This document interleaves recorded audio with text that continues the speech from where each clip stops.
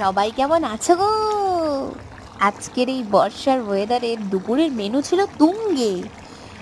Rice আর mutton কষা, কড়াই থেকে টকবক করে ফুটছে লাল লাল মাটন কষা। আর এই ধোয়া ওঠা কষা মাংসের সুগন্ধে ঘর মোমো করতাছে।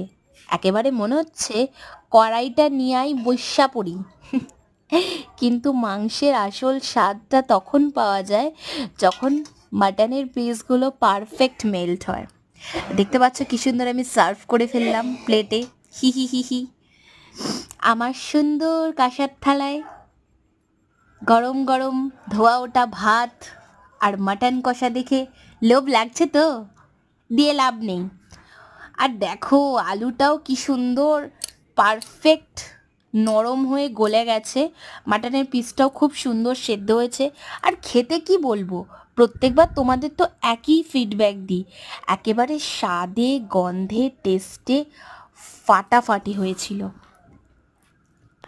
আর সত্যি কথা বলতে তোমাদের লোভ লাগছে তো? এক কথায় ফুল ফুটুক না ফুটুক আজ বসন্ত। হি হি হি হি হি। তোমরা হাসছো কেন? তোমাদেরও বর্ষার দুপুরের মেনু হয়ে উঠুক এমন জমজমাটি। তাহলে ছটপট বানিয়ে ফেলো আর খাবারের দুনিয়ায় মেতে ওঠো। আর হ্যাঁ, একটা ম্যাজিক ডাবল টাচ করতে ভুলো না কিন্তু।